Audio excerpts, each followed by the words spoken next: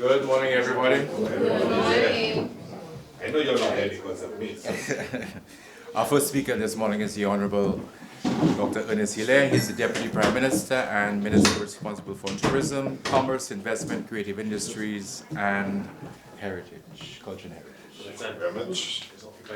Good morning to all. Good morning. We haven't spoken word this morning. Savory. I haven't seen you here before. Not while you've been here. Okay. All right. Very quick and short. Just wanted to share with you tourism arrival numbers for January 2026. Basically, the January 2026 stay-over arrivals increased by 4%, having total 37,651 compared to January 2025, where we had 36,196, representing a 4% increase. And I think it's probably the highest arrivals we've had for any January. Also, the cruise arrivals increased by 11%. That is one of our best Januaries ever. The U.S. market continues to show significant growth, increasing by over 11%. Canada increased by 8.5%. So in both North America, both USA and Canada, we saw continued increases in arrivals. The UK continued it very disappointing performance. We saw a decrease in the United Kingdom in particular. Europe overall, we saw a decline, specifically because of the decline in the United Kingdom. And that's largely because of the reduction in airlift that we have out of the UK right now, and also because of the economic situation in the United Kingdom. I think in the previous engagement, I pointed out that we will be, for this coming winter, substantially increasing our airlift out of the UK. But for now, we're still experiencing the decline in airlift. The Caribbean was more or less the same. The numbers slightly down, but basically about the same. For South America, we saw a slight increase, but nothing to shout about. I think, though, when you put the numbers in context, we're happy that we've seen a 4% increase. We're still expecting the numbers to be challenged by the fact that we have less rooms than we've had before.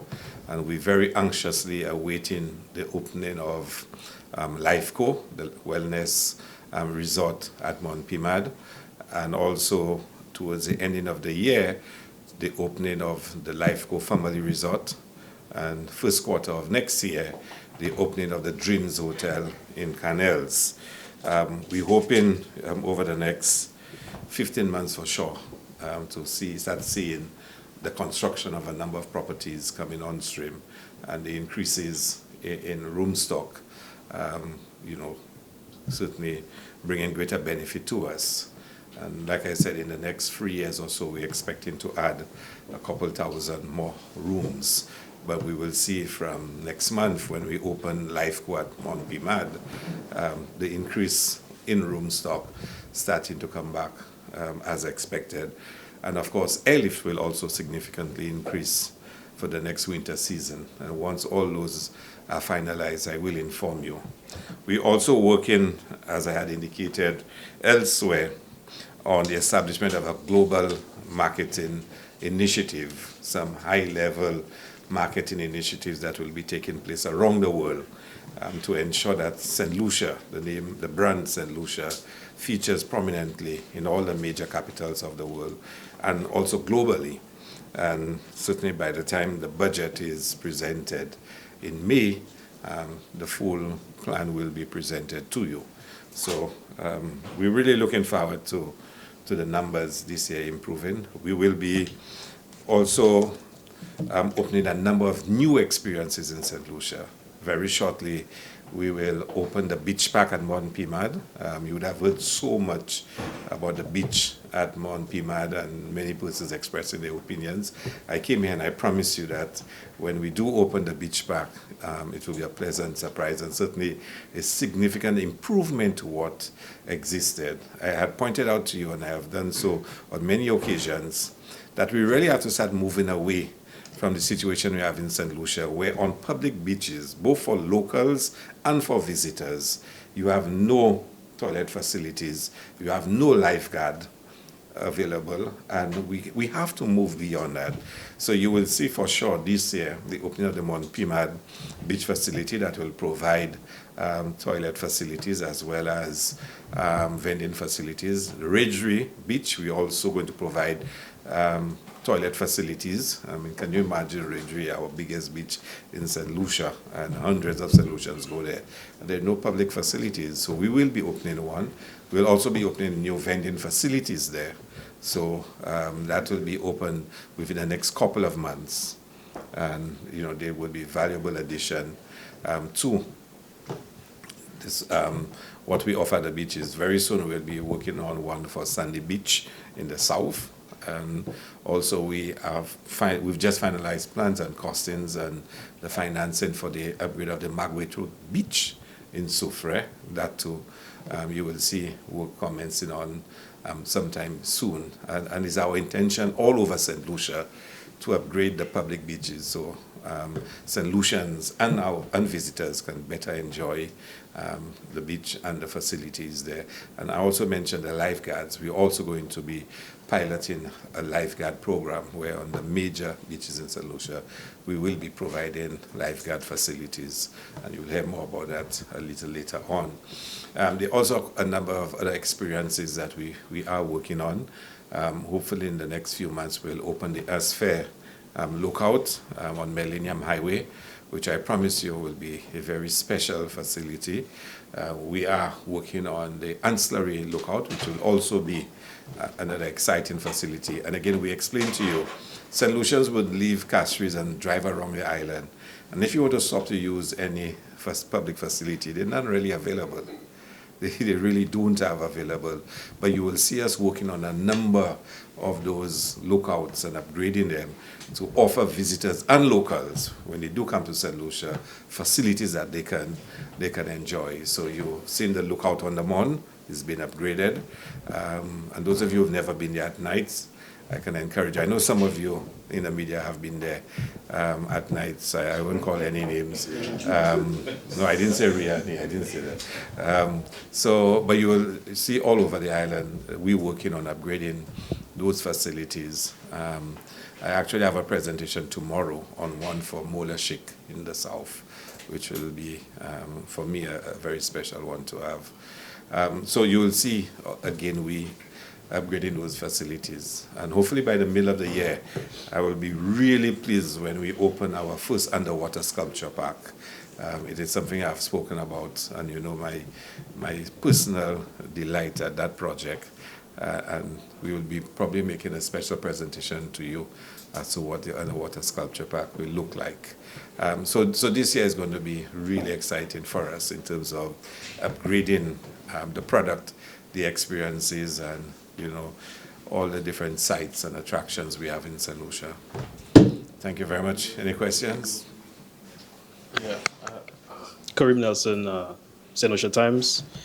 Just on the tourism arrival issue, at what point does the UK market become a point of concern for the ministry? Given that, well, just referencing an older report back in August, there was a pretty large percentage change over, let's say, 20%. So at what point do we start looking at that market closely in terms of maybe whether we diversify, whether there's some more promotion that needs to happen there? I know you highlighted some of the issues, but how is your ministry tackling that, considering it's one of our three bigger markets? Yeah, you're right, and we've started. So we have negotiated for substantial increase in airlift from next winter. So you will see our airlift out of the UK in terms of seats doubling from October this year. And as you know, it takes you almost a year to negotiate those things. Planes do not just decide next month they're going to fly to St. Lucia. So you're going to see from October 100% increase in airlift out of the UK. The other problem we have out of the UK is the room stock we have. We have seen a decline in family accommodation. So, for example, the St. James Club, which is a big, option for English visitors, moved from being a family type resort to couples. And you talk about over 300 rooms. Marigot Bay is now Zoe couples. The hotels on the Ridgeway Beach waterfront, Mystic, Starfish, and Royal St. Lucian have all been demolished for construction of the new hotels. Those were all family type. So we have significantly reduced our options in terms of family type accommodation and European plan EPs. So it has affected us tremendously. Again, we will see at the ending of this year Isla Resort opening their family resort. And you will see over the next 2 years, government has targeted developers that can increase our options in that regard. So it's not something you can just deal with overnight, but we will see some improvement. But the first one would be that we will increase the airlift. We're also going to undertake a major marketing engagement, a partnership that will substantially increase our presence in the UK market. So again, like I said, by May we'll make an announcement on that when we present the budget to you. So you are right. We're going to very aggressively attack the UK markets. Yeah, two questions. It's on the same vein. A couple of years ago, there was the proposition of a Sandals family resort, Pigeon Island. Where is that?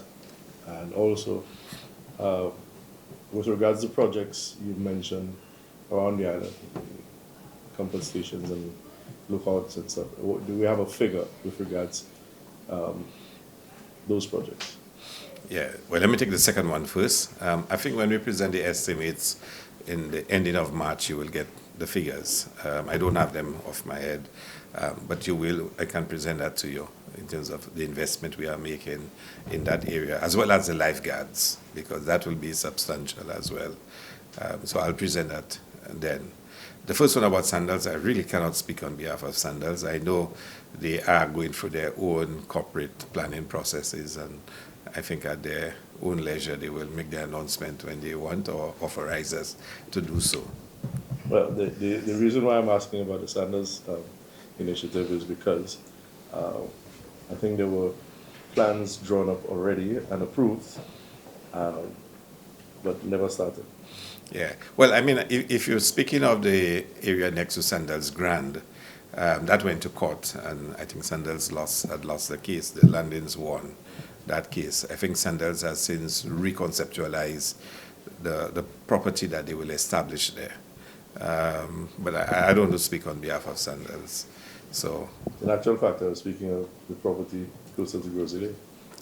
Well, I'm not sure. There'll be a lot of work for that to be a reality. I think, yeah, we'll have to have a lot of discussions. I'm not sure that's going to be a priority for us as well. Manasa Stanislaus, DBS Television.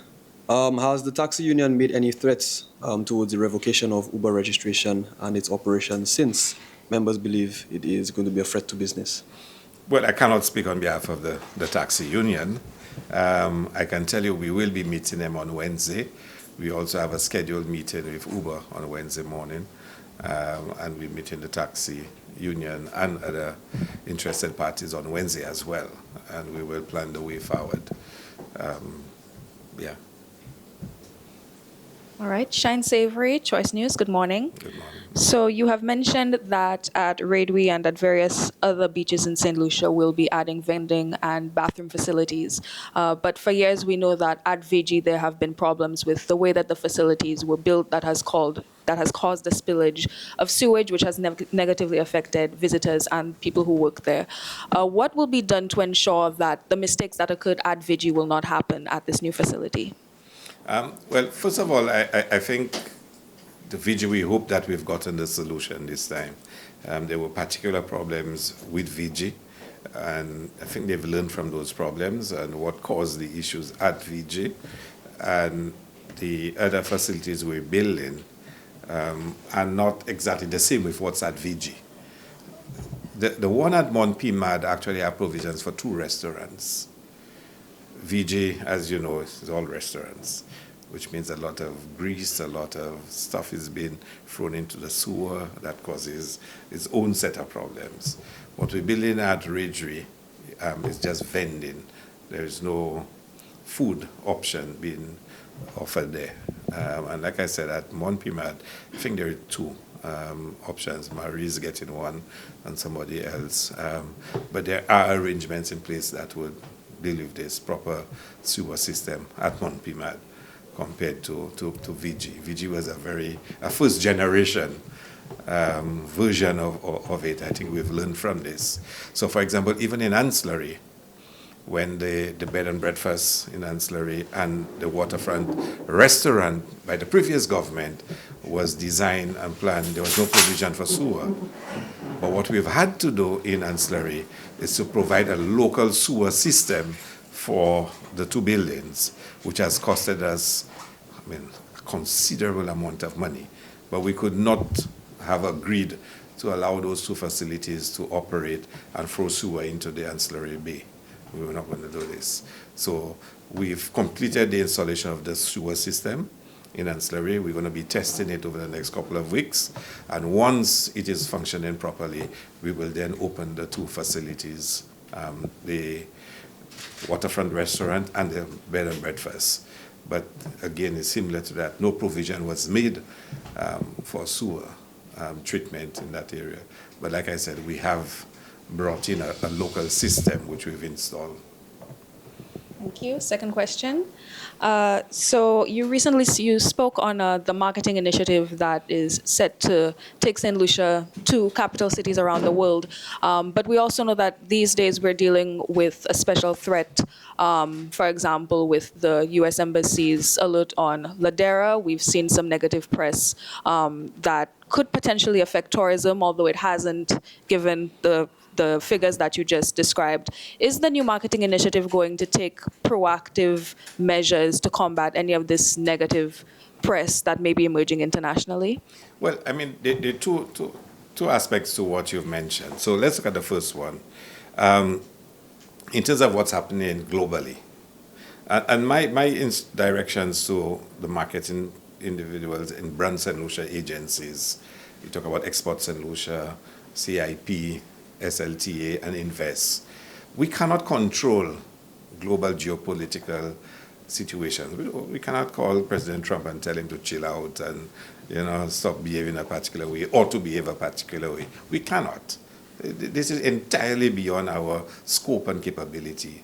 So we need to be able to be very agile and very adaptive and to be very innovative. We have to be able to see what's happening globally and where are the gaps that we can fit ourselves in to get the positioning for St. Lucia. And we need to be able to do so quickly. It means we have to keep abreast of what's happening all over the world. Where we see a threat, we respond to it. Where we see an opportunity, we seize it. And that's the mindset we must have. We must be agile and we must be adaptive. So we cannot control some of those threats. But when we see something happens, we need to move quickly and mitigate any consequences, which is what we did with the Ladera. In the case of Ladera, it was not an advisory to American citizens. It was not an advisory against St. Lucia. It was not an advisory against Soufrière. It was very specific. It was an internal message to staff of the U.S. Embassy in Barbados not to go and stay at that hotel. That's what it was. So if you go back and you read it, it was very specific, very targeted. Our position was as a destination to make a statement, which we did, and I'm sure you'd have gotten copies of it, to say, yes, there were incidents, but we've dealt with it, it's been resolved, and St. Lucia is still the best place to come and visit. So we constantly have to be able to assess whenever there is a threat and how we respond to it as quickly as possible. So we will continue to do so. So like we have to constantly be in that mode. And we have been very successful at it. And the winter season is about to end, and we know we're going into a slower period, but that slower period is also our period for our festivals, and where our regional travel is big, and our festival crowd. So we have jazz coming up, we have carnival coming up, and of course our cultural events. So we're going to start shifting gear into that. But we're also preparing for next season, October, which starts October, November. And for us, this is going to be a big season. So we're already starting to shift gear. We've made a lot of changes to the CIP. And I have to also make the point to you. We also have internal threats to our CIP, not only external. Internal that are politically driven. Don't think for one moment, some of the battles we fought for the last 4 years have gone away. They've not gone away. They will continue. Trust me. Trust me. Some people are desperate. And they're still fighting battles that they've lost, and still fighting yesterday's war with the same tactics. They're not going to give up. Because sometimes the punishment is not the outcome, but it's the process. That if you can hurt St. Lucia, you can, create question marks about St. Lucia, create doubts about St. Lucia. It must take its toll on St. Lucia. And no matter how hard we fight to counter it, they're not going to give up. But we must be stronger than them. We have a better narrative about St. Lucia. We have a better story about the richness of our culture, the hospitality of our people, the beauty of our island.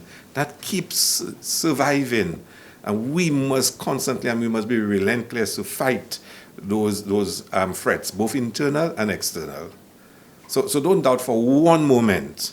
There were actually people who were celebrating the U.S. Embassy statement about Ladera, celebrating it. Now, why would you celebrate something like this?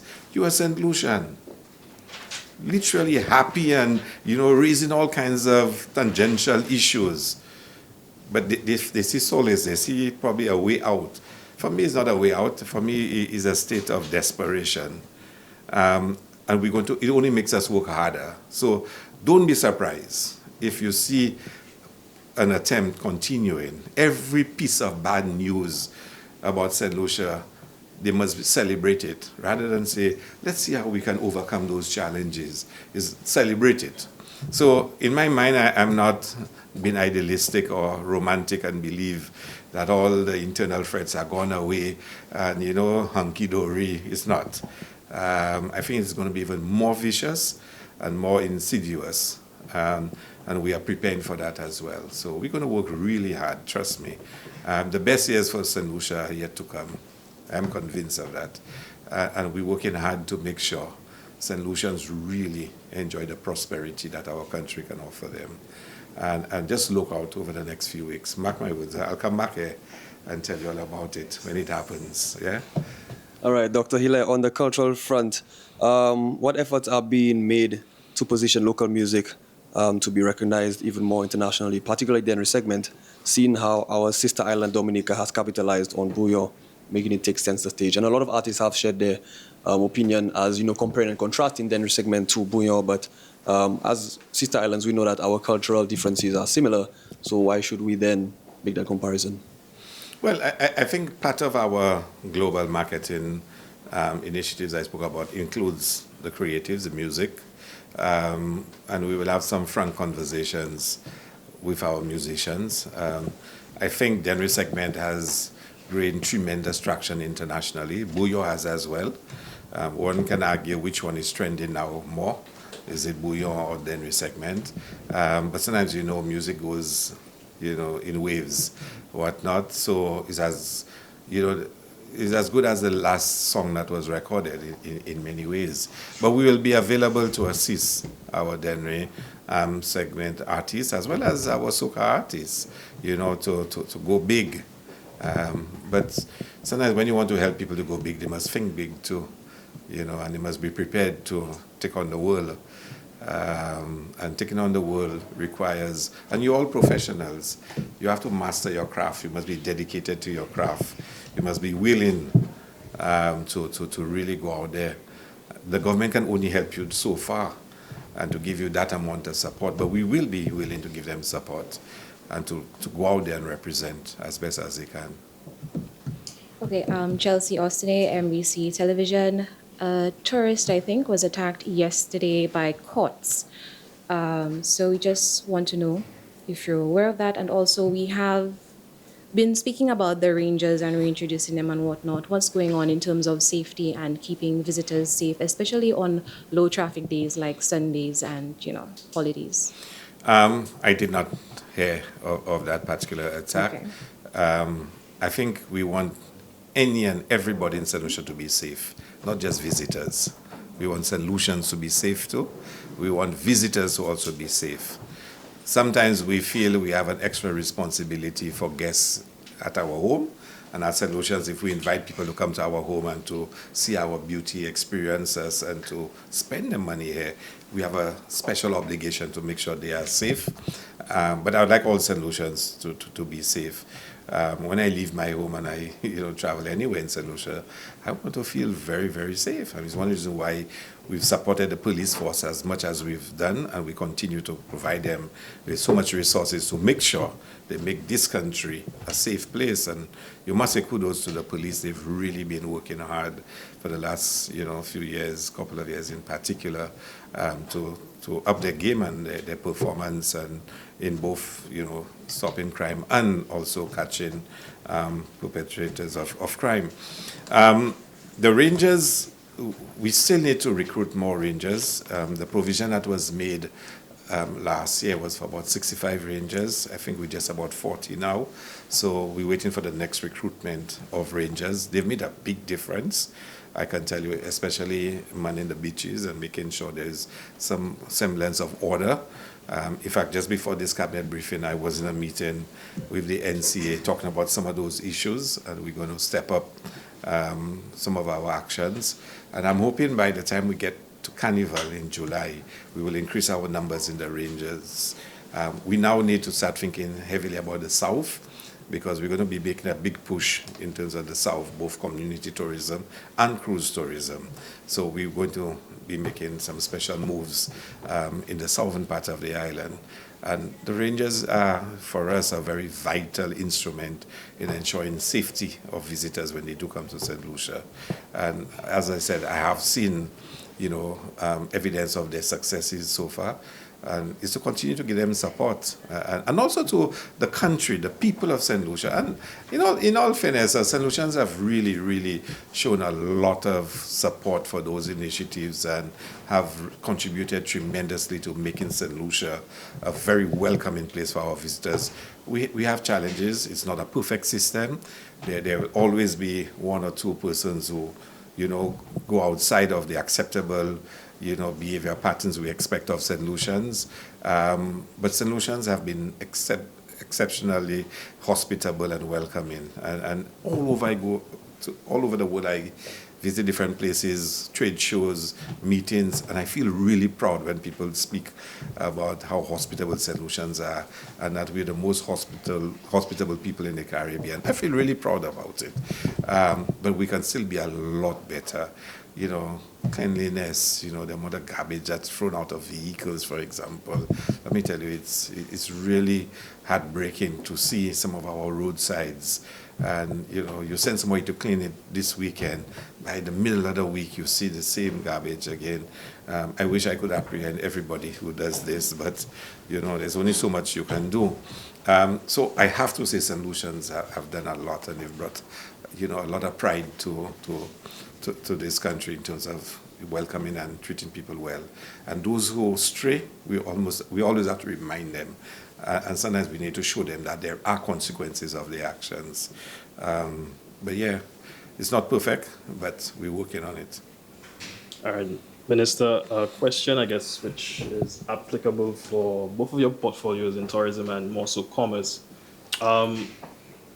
We've seen the issues with water, and it's going beyond now a simple household inconvenience.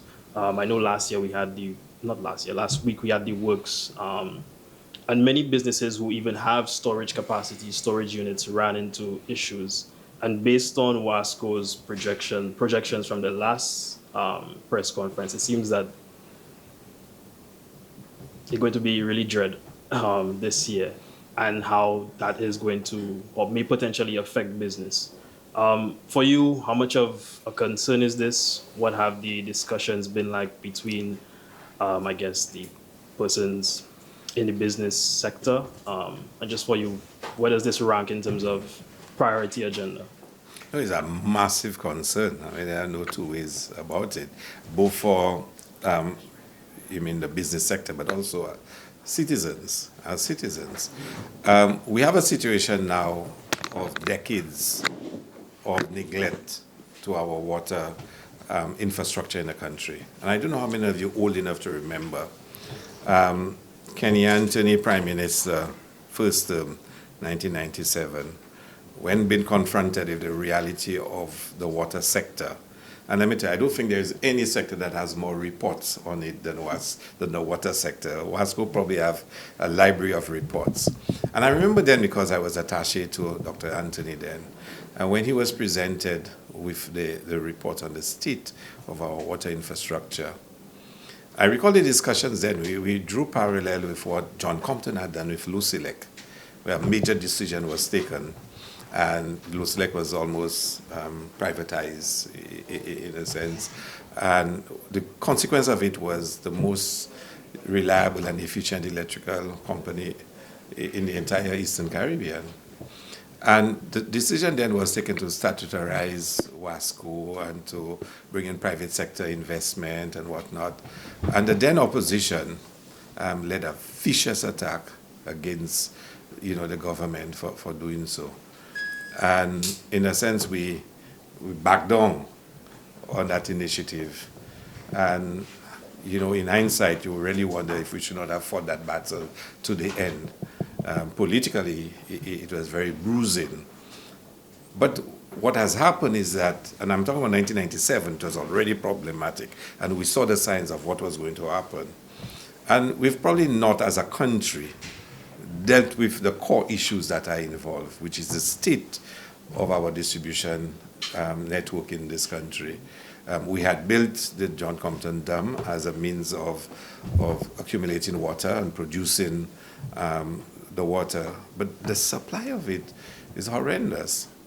And now we have a situation where WASCO is managing a system where most of the water, almost half of the water it produces, is wasted because of the quality of the distribution network. And that distribution network is failing in multiple places regularly because it is in such a poor state. So we have to resolve that. And it's not something you're going to resolve overnight. You have to put in the temporary solutions now, whilst you're going to implement a permanent solution to the problem. I'm no water expert, so I can't tell you exactly what has to be done, but I know as a government we need to be bold, and we have to take some tough decisions now to have a massive investment in our water infrastructure in this country. It might cost us a couple $100 million, but we have to do it. As to whether as a government you go and borrow that kind of money and have your debt to GDP, beyond, prudential limits, is a different issue. The most feasible approach is to do what all other countries around the world have done, and it has worked. Engage in an enterprise with the private sector, who are better skilled, better competent, and know business landscapes better than even government, and for us to be able, with the private sector, to manage the transformation of our water institutions in the country, and primarily WASCO. I can't tell you whether it has to be desalination plants and drilling for underground water and treatment. I'm not going into those technical stuff. But I know that government must find private sector interests to be able to put in a substantial amount of money to upgrade our water infrastructure once and for all. We cannot delay it anymore. We cannot postpone it anymore. It's going to affect business. It's going to affect the livelihoods of our people. And we have no choice but to do it. And I think what we're experiencing now is decades of deterioration in our water infrastructure in this country. And the time has come for us to address it. Okay. Let me ask the hardest question as usual on that side. And we're stepping away from all of the serious business matters. And I want to indulge an experienced political mind like yours. Now, it's not our business, yours, the government's. It's not our concerns politically. Again, worried. But I just want to know, what's your 2 cents on the composition of the opposition side in the upper house? What do you make of the characters? The upper house. The upper house. Not the lower house. Not the lower one, the upper house. Well, given their recent political history. Well, I must tell you Or something. results. I watched little snippets of the upper house, and I was beginning to really realize that the lower house is boring these days. It's really boring. And that the excitement is in the upper house, and, I wish I was in the upper house.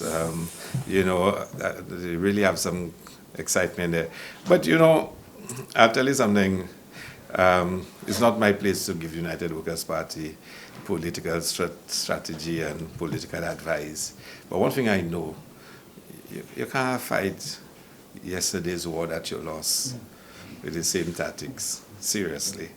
But I guess ego is the greatest evil that a politician can possess, What do you make of maybe the options they have?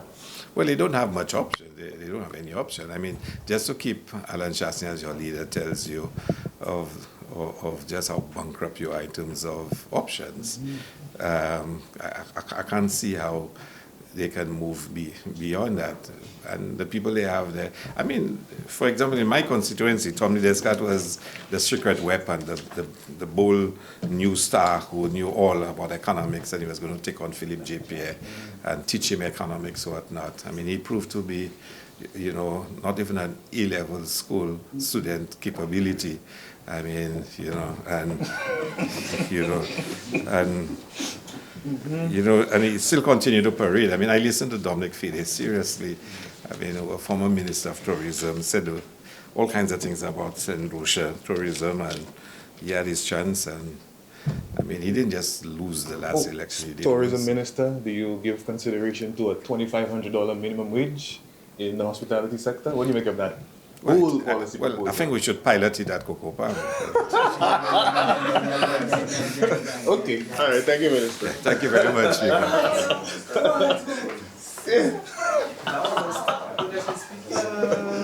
Shots fired.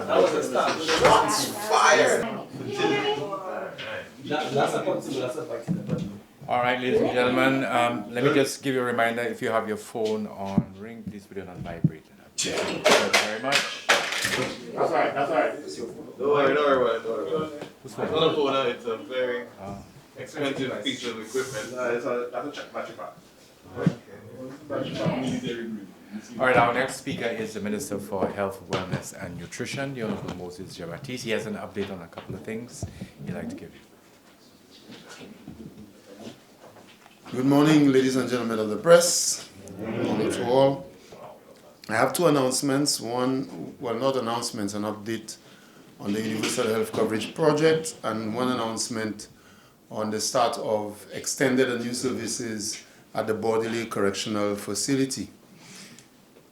Today I am pleased to announce that we have made significant progress in advancing St. Lucia's Universal Health Coverage UHC financing project. This initiative represents a transformational step forward in strengthening our healthcare system and ensuring equitable, sustainable access to quality care for all citizens and residents. I'm pleased to share that on Thursday, the leadership of the Ministry of Health, including various heads of departments, myself and the permanent secretary, led a comprehensive review of the third draft of the proposed Universal Health Coverage Act.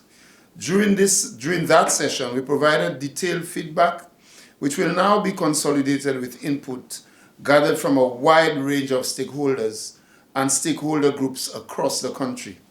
These consultations have included voices from across our society, ranging from bankers, lawyers to fisherfolk, elderly citizens, youth, and other groups of individuals. This collective feedback will be submitted to the Attorney General's Chambers legislative drafting team to prepare the final version of the proposed legislation. In the coming weeks, the finalized draft will be submitted to the Cabinet of Ministers by myself, the Minister for Health, Wellness and Nutrition, through the Attorney General's Chambers for review and approval before being presented to the Parliament. Today also marks the implementation of two major milestones in the Universal Health Coverage Project. The first is the launch of the Selected Health Management Information System, HMIS pilot, at two of our public hospitals, the Millennium Heights Medical Complex and the St. Jude Hospital, as well as at two public clinics and two private clinics. This pilot will allow us to implement and test the major components of the National Health Information System, including financial systems, clinical systems, and operational management tools that will improve efficiency, transparency, and the quality of care across the health sector. The third milestone to celebrate is the launch of the National Public Relations, Marketing, and Education campaign to support the Universal Health Coverage implementation and to prepare the country for what we call Go Live, or for the beginning of the implementation of Universal Health Coverage across the island. Beginning tomorrow, Tuesday, the 17th of February, the official UHC, Universal Health Coverage website and logo will be launched, marking the start of a new era of communication and engagement with the public and stakeholders. This platform will provide regular updates, educational resources, and information on key milestones as implementation progresses. I would like to express my sincere appreciation to the Ministry of Health, to Dr. Alicia Eugene Ford and her team, and also all of the stakeholders, all of the staff of the Ministry of Health. To our technical partners at the JIPA Network for their tireless efforts in advancing this initiative. Over the past year, they have led extensive stakeholder engagement and successfully developed a policy and legislative framework that underpins universal health coverage. We are encouraged by the progress achieved so far. I also want to thank all of the agencies. For over the years, we have had the World Bank, the OECS, CDB, so many agencies. They have assisted us over the years to put policies together. Now we are consolidating all of those policies and also new areas to ensure that universal health coverage is implemented. As a Minister for Health, Wellness and Nutrition, I reaffirm my commitment alongside the Prime Minister and the government of St. Lucia to continue providing updates as we move forward. Universal health coverage is a national priority, and we will continue working diligently to ensure its successful implementation for the benefit of all St. Lucians. I wish to repeat that from today, in fact, the team is currently at the Millennium Heights Medical Complex as I speak. From today, we will be implementing a pilot project, and just to explain, we want to find out how universal health coverage, the information system, will work across the health sector, from the hospital connecting to our primary care centers and also connecting to the private sector. So we will be testing over the next few weeks the information system, how the financing works, how you develop bills coming out of procedures at our hospitals. If someone goes to the hospital and then to the primary care facility or to the private sector, how do you follow this patient and how can you develop bills coming out? How can you cost the services and so on. So the pilot project begins today. The second announcement I want to make is very, very critical. It is something we've been working on for a very long time. I want to announce that medical services at the Bodily Correctional Facility will be strengthened. Over the last year, we have been working to strengthen the provision of medical care at the Bodily Correctional Facility. Why is this important? This will allow us to first ensure compliance to the Correctional Services Act. The legislation seeks to ensure that medical services are provided to the inmates at the Bodily Correctional Facility. Number two, we want to ease the burden on the St. Jude Hospital and also the Millennium Heights Medical Complex, meaning the Owen King EO Hospital, at the ER, the emergency, and outpatient clinics. Three, we want to reduce transfers for care from the Bodily Correctional Facility to our health facilities. So over the years, we've had many transfers from the Bodily Correctional Facility to our health facilities, and we are hoping that with the new, what we've put in place now at the Bodily Correctional Facility, we are going to reduce those transfers. And I don't have to explain too much, but we know that the transfers from the Bodily Correctional Facility to our hospitals and our health centers and so on require additional human resource, the police, the workers at the Bodily Correctional Facility, and so on. And also, there have been issues in relation to the use of whether it be our hospitals or our primary care facilities by the inmates at the Bodily Correctional Facility. You have to create special spaces, in some cases security issues, and so on. So we believe that the improved medical services at the Bodily Correctional Facility will assist in that regard. From this week, full services are in place, and here are some of the examples. From this week, the Health Management Information System at the Bodily Correctional Facility will go live, meaning that the Health Management Information System will connect to our primary care systems so we can follow patients from the Bodily Correctional Facility. Internal medicine every first Thursday, that we started about a year and a half ago, and this will be strengthened. Dermatology every second Friday. We started in December of last year, and we are going to strengthen this.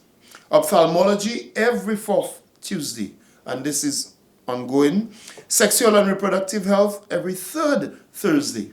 Psychiatry every second and fourth Wednesday. All of that at the Bodily Correctional Facility. Dental services Mondays and Fridays, and then we will increase as needed.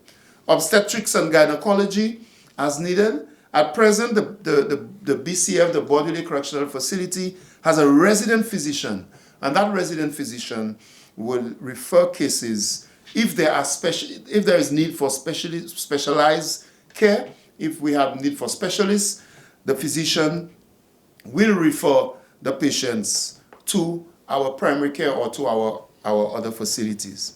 In other words, the inmates at the Bodily Correctional Facility will be treated and cared for at the Bodily Correctional Facility itself, except if there are cases, if there are serious and complicated cases, serious cases for surgery, for example, those cases will go to the hospitals. So we are pleased to report that we have increased the services at the Bodily Correctional Facility, and we are sure that this will help to improve not only access to health services by the inmates, but also a number of complications in relation to human resources, security and otherwise in the general health sector when some of these inmates had to access services, whether it be at the primary care facilities or at our hospitals. And I've come to the end of my two announcements. Are there any questions? I'm sure there are about 3.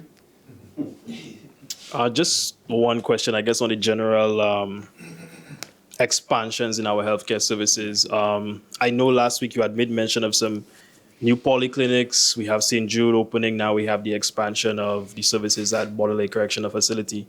I know financing has always been an issue for the health sector, but with these expanding services, are we in a comfortable place where we know how we're going to finance and not only launch but continue the operations of so many endeavors? Well, this is a very good question. The thing is, we have been increasing the health budget, well, not we, the Minister for Finance, since we came into office. So the Ministry of Health, in the last budget, our allocation was $202 million thereabout, which moved, when we came in, the allocation was about $180-something million. The Minister for Finance has increased the allocations to the hospitals dramatically. And we continue to increase allocations to primary care and so on. And it is out of this budget, the primary care budget, that we find the funds to fund in the increasing services at Bodily and so on. So every single year, the Minister for Finance has increased allocations to the Ministry of Health in general, but also to the hospitals, the St. Jude Hospital, the Millennium Heights Medical Complex. We've increased the allocations. In 2020-21, for example, the budget was about 31.9, there about $31 million. By the last budget, the Minister for Finance had increased it to about $70 million. And based on what I'm seeing, I know that the St. Jude Hospital requires more resources, and the Minister for Finance is considering increasing the resources at the hospitals. We are not yet at the point where those hospitals and the facilities have all of the finance that they require. And we know that we are a small country, our resources are limited, and we know obviously that over time we are not going to have a bottomless pit for financing healthcare. And that is why it is important, very important, and I say so all the time, for the country for the population to realize that a policy of simply expanding all health facilities, that policy cannot last forever. There comes a point where your resources will be challenged, and therefore the best way is to go the way of prevention, and the best way is to go the way of health promotion and health awareness, so that hopefully the majority of our population does not have to present at the emergency rooms with hypertension, with strokes and so on. And we believe a lot of these conditions, if managed properly, if we manage our health, we will have fewer cases going to our emergency rooms for NCD, for the negative impact of NCDs. So yes, the budget is important, and we continue to increase allocations to the health ministry and to the health institutions, but we are going to focus a lot on the prevention side, so that we do not, over the next 5-10 years, we see a reduction in all of those issues. Yes, sir. Would you say that the 2.5% health and security levy is adding that extra finance so you don't have to increase budgets? Well, the 2.5% health and security levy is assisting us, it has assisted us, but not enough. For example, I just indicated to you that the budget to the Millennium Heights Medical Complex, where we have the Owen King EU Hospital, moved from 31 point something million dollars in 2021 thereabout, to $70 million. The health and security levy, as far as I know, last year possibly collected $36 million. So in the upcoming budget, we will know how much we collected in the current financial cycle. So the amount of money that the health and security levy is raising does not come close to what the health budget is. So yes, we are getting some assistance from the health and security levy. We have spent a lot of money at our health facilities. We have increased the amount of money for pharmaceuticals, which has been a troublesome issue. We have increased monies for supplies. We have purchased vehicles and so on, but it is still not enough. So we are trying to manage with what we are getting. We are trying to be efficient. We are trying to see how best we can incorporate technology. Health information system, for example. Can we have a more efficient system that is going to cause us at the hospitals to be more efficient in billing, in tracking patient, in tracking the care through the system? Can we use technology to cause us to be efficient? Can we, in terms of the infrastructure, can we use more solar infrastructure and so on? So there is a lot that we are doing to cause the cost to remain at a manageable level, but it continues to be a challenge. Okay, good afternoon.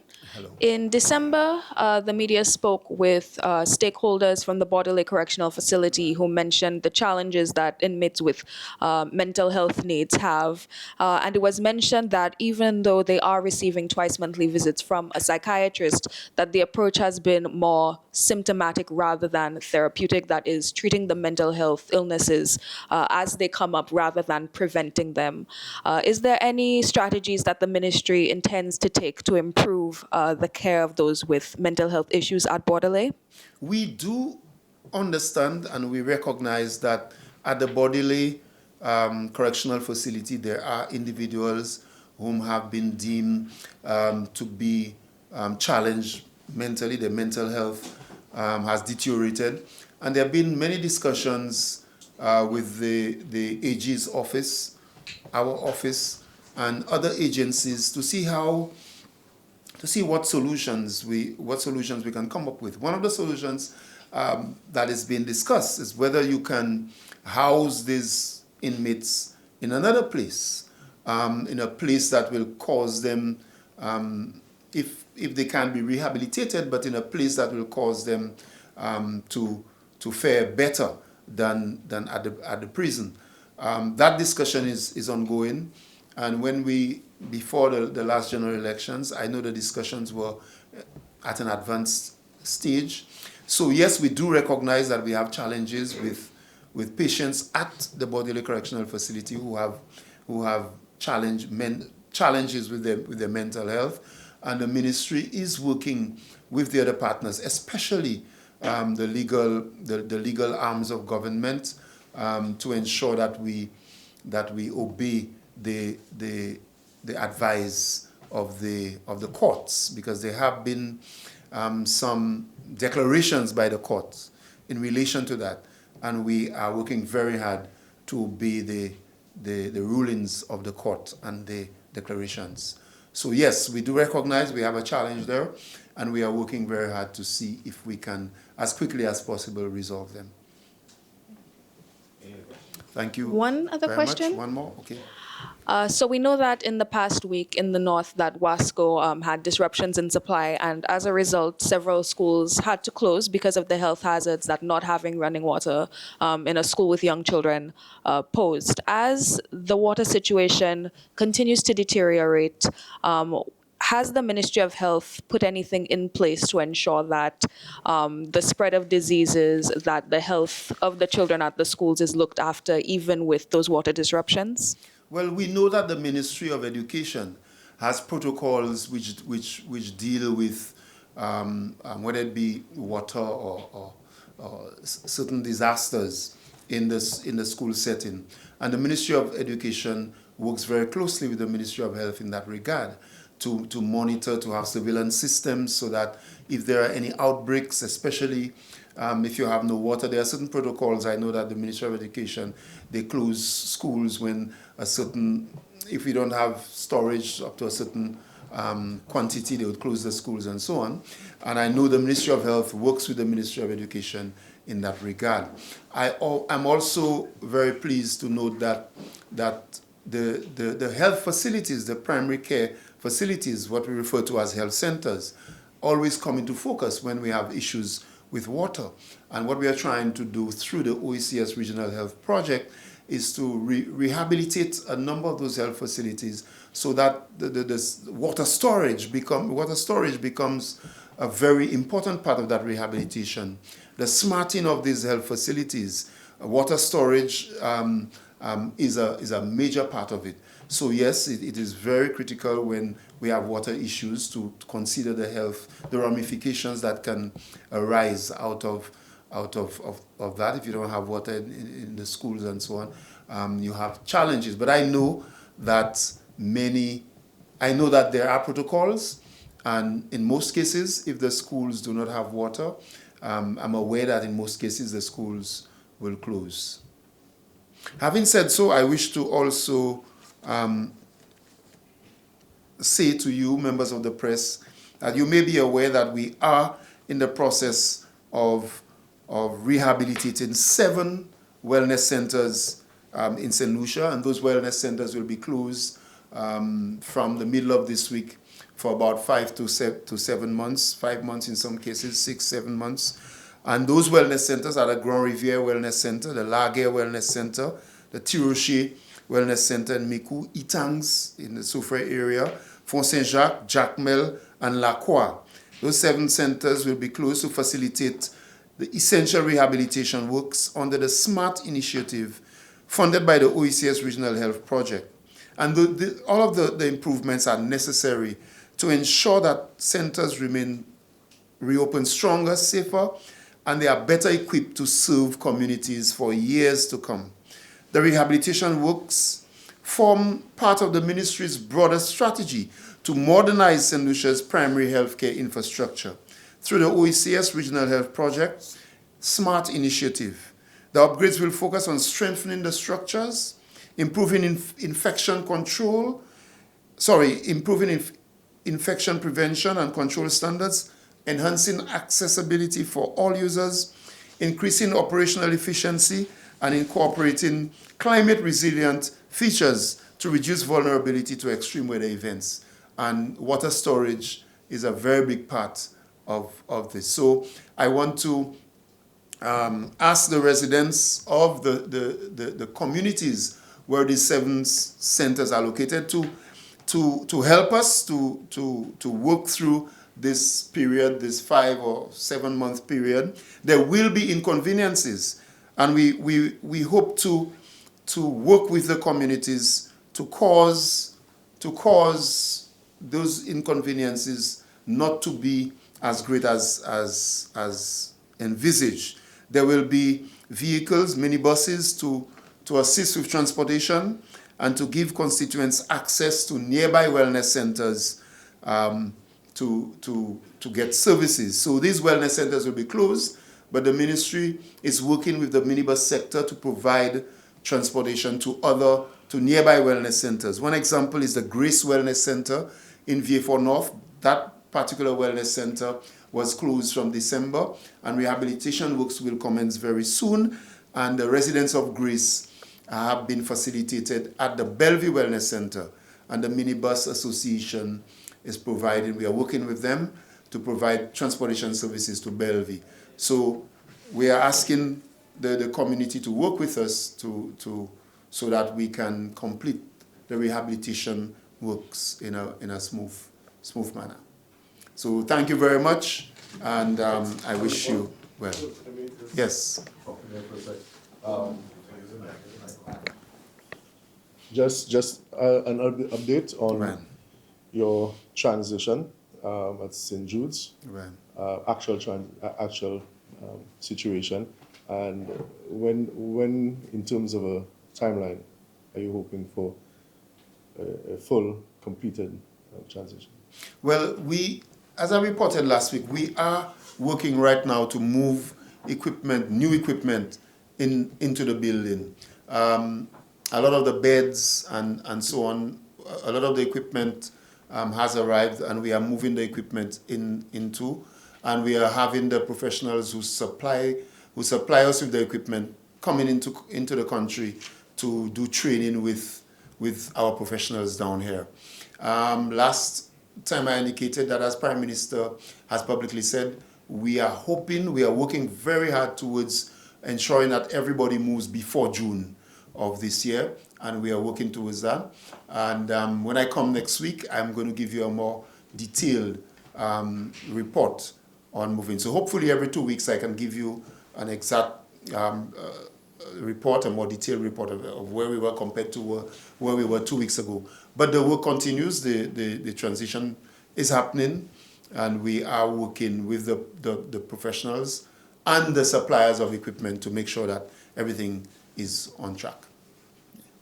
Where's Lance Besson Beach?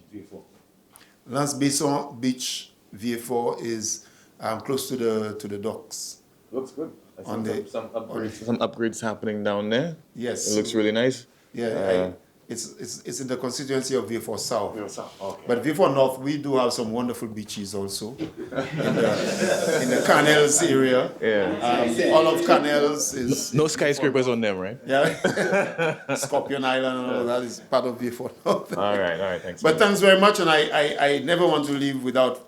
I'm trying to practice this now. I don't want to leave without asking everybody, members of the media, and also St. Lucia to check your blood pressure. Please try to get a blood pressure monitoring machine which is compliant with the Bureau of Standard specifications. If you don't have one, you have relatives overseas, just get the specifications and ask your relatives to put one in the barrels when they're coming down. Your blood pressure monitoring machine is very, very important. Keep your blood pressure in check. If you have not had fresh water, drink water. If you don't exercise, try to 15 minutes a day. Just start small and do something, because the medical professionals tell us all the time some of the things that we can do to cause the NCD problem to begin to, we can begin to take care of it by doing some very simple things. Exercise, drink clean water, fresh clean water. Your mental health, laugh some more. Try to read some more poems and play some music, do something, because that too is a big issue in St. Lucia and the Caribbean, mental health. A lot of people, can't cope with their own situations and they need help. Maybe some people say in the older days we laughed a lot more. We gave a lot more jokes. We were not as serious and so on. So I just want to throw this out. Eat some good fresh vegetables. Let us come together as a society to deal with this problem, because it's a very, very serious problem. So thank you very much and have a great day. Thank you. Big one. Yeah. And to spread it as many people as possible. How are you still walking? How are you still on your feet? Why aren't you in a wheelchair, crutches? So what was the final count? 65,000. 65,000. You probably lost about 5 pounds. Yes.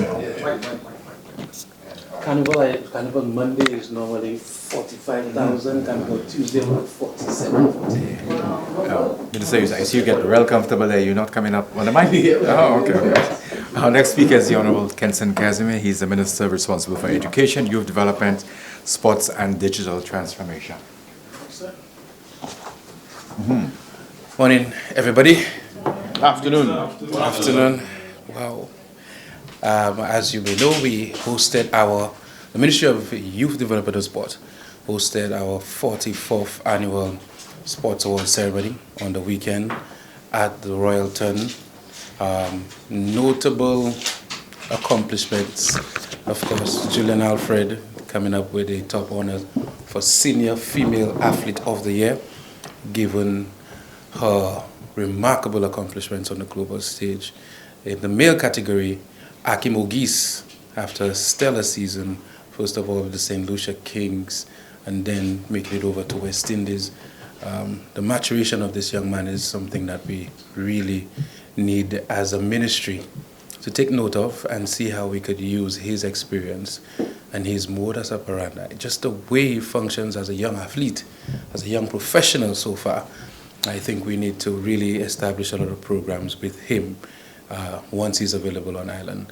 And he got the Senior Male Sportsman of the Year. In cricket, in the junior division, J.D. Emmanuel, of course, Carifta medalist, won the very keenly contested, I found out after, award for Junior Female Athlete of the Year. A very, very, very good season at Carifta for St. Lucia. Sophia Parks would have been another athlete, 8 medals, who was very, very close in terms of the final count, doing very well. And in the male division, Antoine Destang, again, winning Junior Male Athlete of the Year. So congratulations to the Ministry of Youth Development and Sports for hosting this event. Particularly given attention was the accomplishments in the alternative sports department. For the first time, we identified an Alternative Sports Association of the Year, and that was handed over to the Chess Federation. As a matter of fact, I sat down there as minister, and before they actually announced the Alternative Sports Association of the Year, I whispered chess. Chess has been absolutely amazing. The membership in chess right now exceeds 300 chess players on this island, and we've had some remarkable performances in the region and in the world in terms of chess. We're from the island of Derek Walcott and, of course, for Lewis. And so we've been punching above our weight in the sport of chess. They've made tremendous mileage in chess at schools. Again, an alternative pathway, and that is why we develop an alternative sports sector, so we can give attention to the individuals that would not necessarily run in quickly or jump in high. So I think that has worked very, very well. All right, so that was our National Sports Award ceremony. Announcements, we are about to hit the peak of our alternative sports season. You will start seeing the bike riders a lot more in this nation. So over the next couple of weeks, the next week and a half, we want to, as minister, I really want to speak to caution. I really want to encourage the motorists, the bikers, in fact, the pathfinders, all the other individuals that will be on island during our independence time to really be cautious. And we've been speaking to the associations that fall under the remit of alternative sports to do more in terms of programming. I've always said sport is just not on the day, and it's just not on a field, a court, or on a racetrack. We need to have lifelong programming for our participants. So this means the drag racers, the drag racing club in St. Lucia, off-season, you need to have programs that are geared towards safe driving, geared towards ensuring that members can start thinking of how they can have programs for licensing for the next generation of drivers on the island. You know, have those programs that really develop the individual beyond the sport, and we're going to continue to encourage that. But that being said, we will be hosting drags in View Fort this week, next week, and we'll be having a number of sporting events as we celebrate alternative sports in this country yet again. So you could look out for these, and we are certainly hoping that as many people as possible will participate. The Ministry of Education, we had some very good discussions with Monroe University as it pertains to the direction that they are taking. And of course, as minister, I express tremendous thanks to them on behalf of the young people of this nation on what they've done for our education sector. Monroe has shown the agility that is needed as we come into a global market, a global world, and the different models of education. And one of the discussions we had was how it is that we get young men into programs at Monroe, how it is that we get young men on the blocks to see themselves as being able to obtain a Monroe degree. And of course, one of the discussions we had was naturally sports management, physical education. We've never had those programs offered on island in terms of a degree program, so that even if you're at primary school right now and you like football and you like to read about football or track and field, that you can see yourself acquiring a degree in physical education, sports management. And of course they agreed, and so Monroe have started the discussion and the groundwork, the logistical works to offer for the first time in St. Lucia a degree program in sports management, and also a degree program in physical education. I think that's very good news for our young individuals that may not necessarily want to be doctors and lawyers, but love sport enough to become a sports manager. I will say this, of course, pressure would come from me, considering the fact that I became a national athlete at the age of 9, and during that time at primary school and secondary school, I did not see a pathway through sport to become an academic. And of course, we want the next generation to do better, or to be offered better than what was offered to us. And so I'm very happy that Monroe has started that work, and we're certainly hoping that it will bear fruit for our young people that are on the blocks that are sports-minded. That being said, we also had discussions on the associate's degree program that they currently offer in sports management. And of course, one of the conversations that we had was the fact that the minimum requirement is 5 CXCs inclusive of maths. And of course, when I heard that, I had that conversation with Monroe to ask them, okay, I as a parliamentary rep for Cruisley, go on the block in Seaview, an individual has 7 CXCs, 7, including English. The individual is perhaps the most talented footballer in the community, and an individual who can add, subtract, multiply, divide very easily, and he wants to become a sports administrator. Are we going to deny this individual the opportunity to get an associate's degree in sports management simply because they didn't have math? That took the direction, that took the conversation in a very nice direction. They've agreed that there will be a pathway to these individuals to actually have a written exam at the end so that they can get into the associate's degree program in sports management, and therefore they will then have the prerequisites for obtaining a degree in sports management. So a lot of discussions at the ministry. We continue to work diligently to ensure that we provide as many opportunities to young people as possible, opportunities that were not afforded to them in times past. Questions? Yes, sir. Segueing back to the motorsports and, of course, the bikers and whatnot, you mentioned they would have to put in programs in place to help develop these people and whatnot. Arguably, they might actually just need a location, a designated space. Now, we've heard conversations about where or wherever this may be, but I feel like we need to actively speak to a location, because if they do have that location, at some point they would just go on the off season, go there and, release the tension. So what's your yeah. Very, very interesting question. Very interesting way of putting the question, but I get exactly what you're saying. The fact of the matter is, we currently, as we speak, we have in cabinet a proposal for the establishment of that drag racing track. It's all about location. We've made every effort to keep drag racing in the south of the island. I can tell you, as the Minister of Sport, that had it not been for that culture of drags being in the south, by now we probably would have identified an area up north. But because the effort is to keep it in the south of the island, and that is the tradition and the culture that has been built there, we've continued to have conversations on the location. A location has been identified. We still have a number of things in and around that location that has made it a bit difficult to finalize whether or not this is the location that we are going to use. But the intention is to have this location developed in a phased approach, the track laid out as safe as possible, sitting laid out as safe as possible, and of course an administrative area. So you can have the programs, you can have the actual driving school placed in the south that may be more of a economical driving school, because it will originate from the Drags Association, having those individuals that are coming up, and the development program.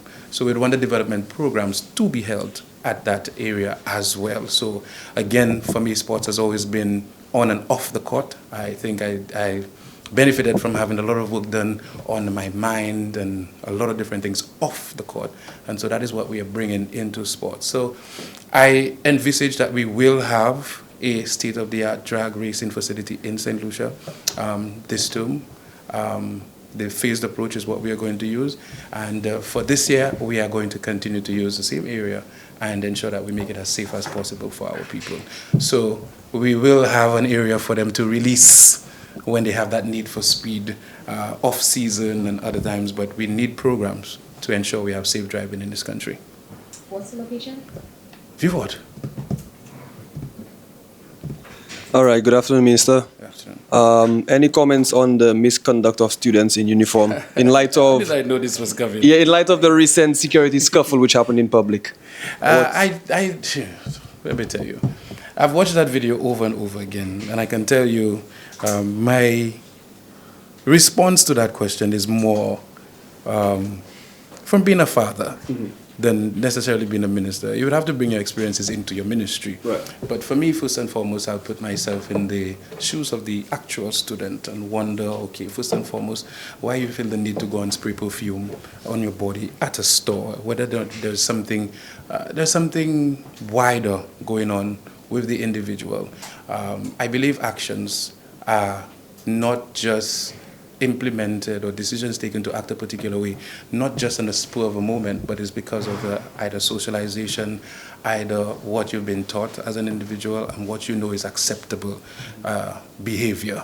And so for me, I've seen that video multiple times, and in uniform, I'm not sure that you should be roaming a store. I don't think that's the best use of your time as a young man. So if I ever get an opportunity to speak to that young man, and I certainly hope I will, I would ask, why do you believe that at the end of the time, this is the best use of your time? We've been speaking with the ministry and with the Cadet Corps and different institutions on extracurricular activities.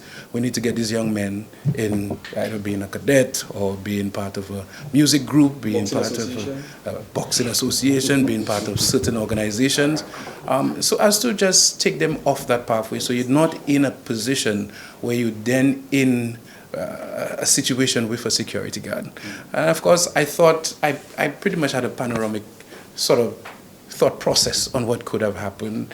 There was some whisper about that being what the individual was doing, and that would go back to meaningful activities, being engaged in meaningful activities in this country, clubs and organizations, which we continue to push. And you will be hearing the pronouncements by the Prime Minister when we get to the budget on increased funding towards getting young men in meaningful activities. For the security, I felt a little sorry for the security, because first and foremost, most people making it seem like the security got beaten. The security, for all intents and purposes, seemed to be trying to just, hold on to this individual. I just think that that sometimes you want a mixed approach in terms of aggression and calming the situation and saying the right things to de-escalate.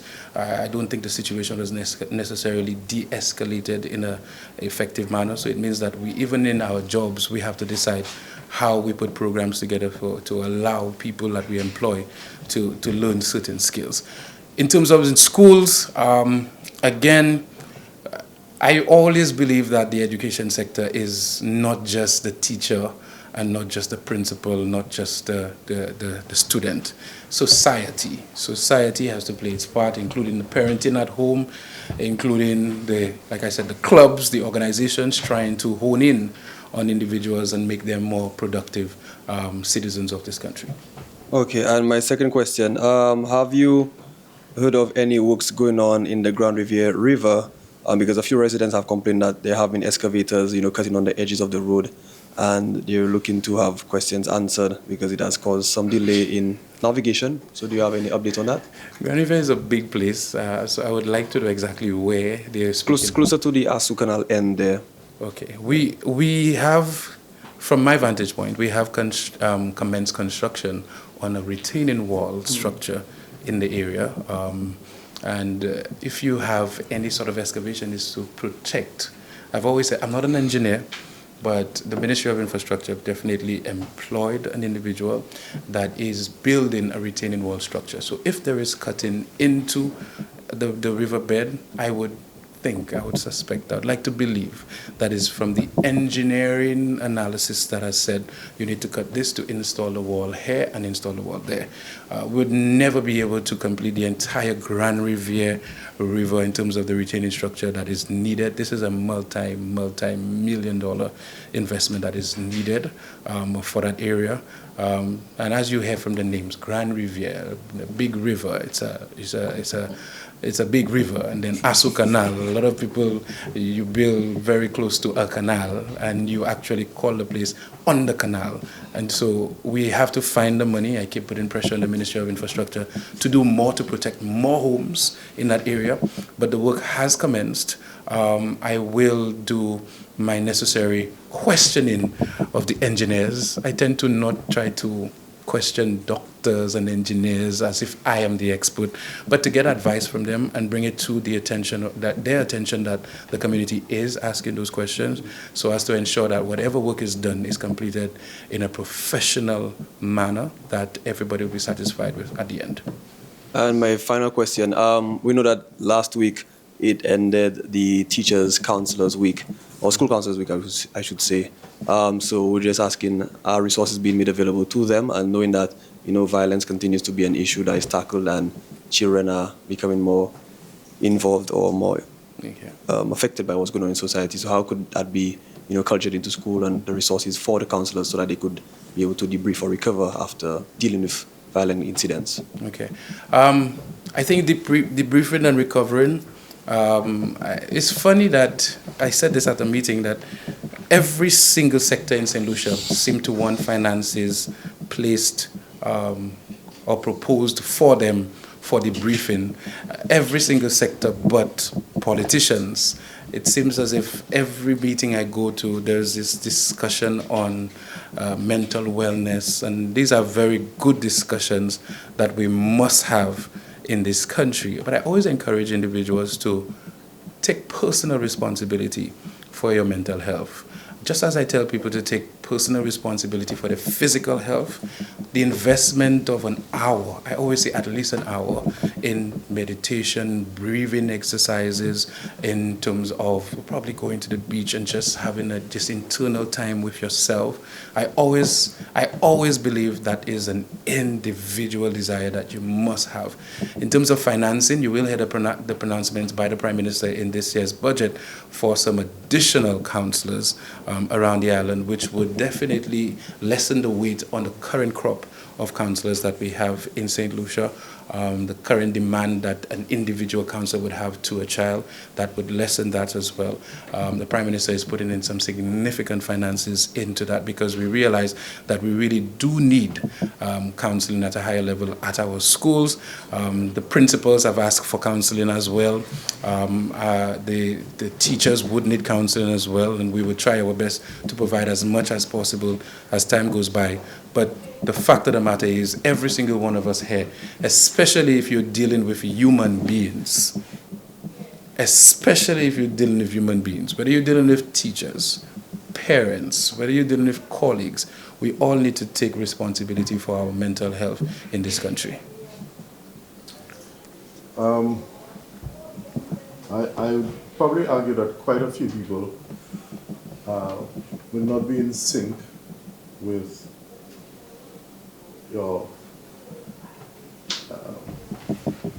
maybe your approach or your thinking in respect of the incident with the security officer. By the way, I should have said that I haven't been briefed on the exact occurrence. I made sure that I said that this is my thinking when I saw the tape, from the perspective of a parent asking those individual questions. Why is this child at a perfume store at this time when there are so many activities that this individual can be involved in? I just wanted to make sure I made that clear. Right. So, in actual fact, the question speaks to parenting. And so many think that there may very well be too little responsibility placed on parents. Okay. And so the gentleman would be a minor, and one should not be in that area. But then another issue arises. You again? Another issue arises that speaks to, again, the responsibility of parents in the whole scheme. of things. Who holds those parents responsible? Because one, it is a minor, but two, the repercussions, the proposed repercussions. What should happen? Should the parent be hauled in? Should the minor be reprimanded from legally? What should happen?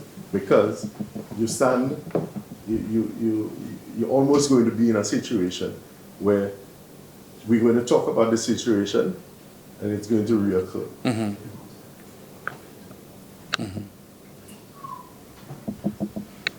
I'm trying to figure out.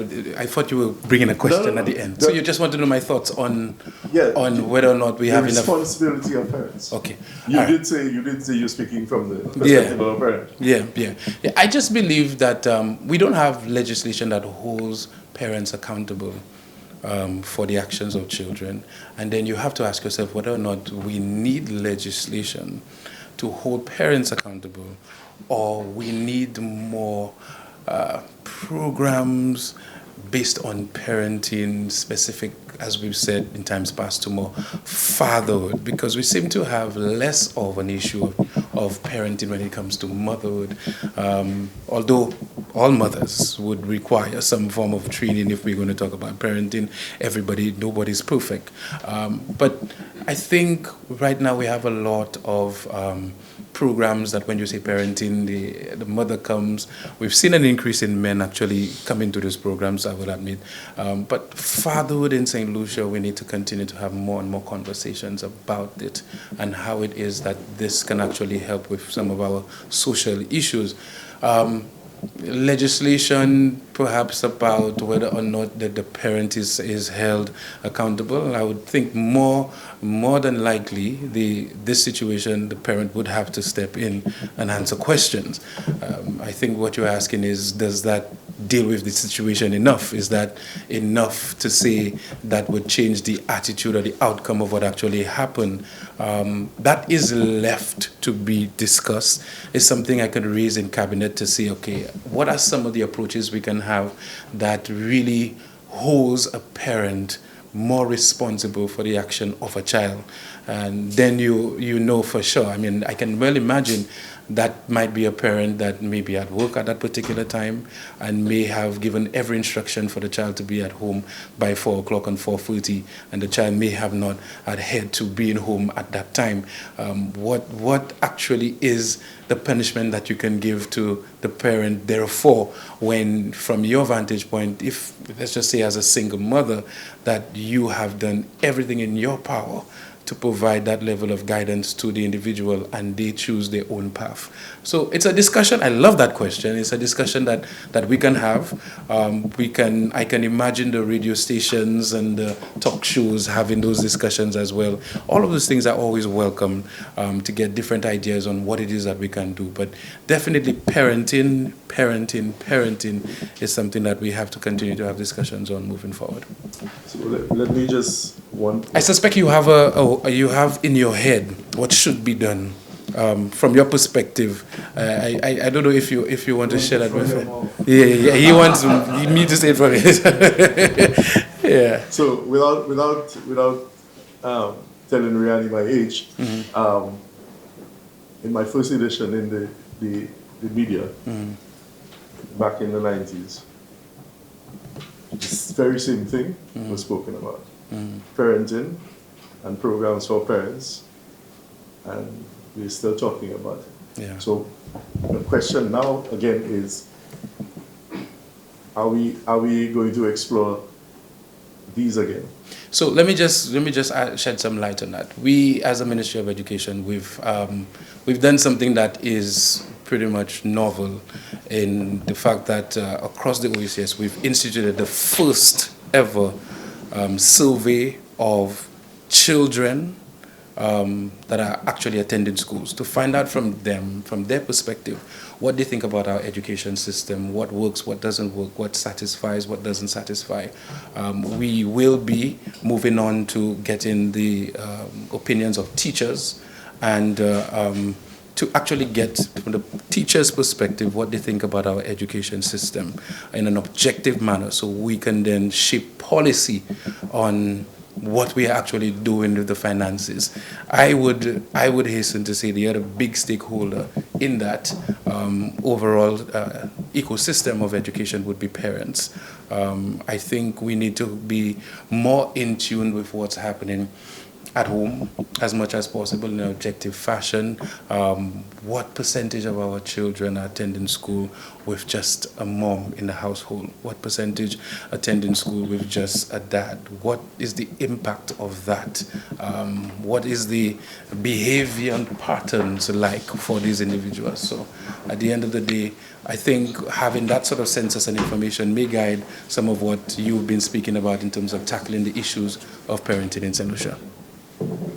I suspect the Prime Minister is outside. So if the Prime Minister is outside, there's no more questions, right? Well, it was just a very short question. I know you spoke about caution with regards to the motocross. I just want to know how frank those conversations actually are with the associations and the police. Because I don't know if you remember that situation last year in Viewfort, where a stunt was being performed. The person should have not been behind that guardrail. That person should have not been performing that stunt in that direction.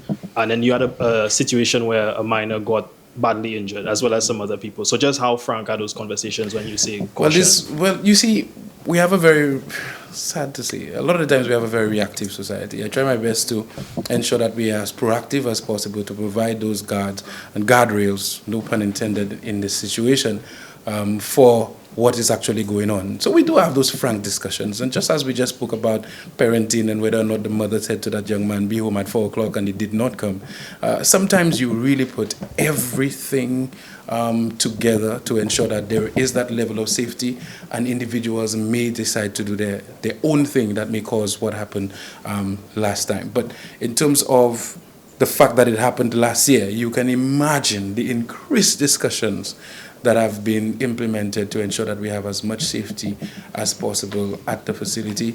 And it stands to reason that when we actually have a facility dedicated to that, we may not need some of the mitigative work that we're putting in right now. One question regarding, we recently spoke to the Minister for Health regarding this, and he said that he was liaising with your ministry when it comes to the disruptions in water supply that Wasco is having, and the fact that schools have to be closed due to the health hazard it poses.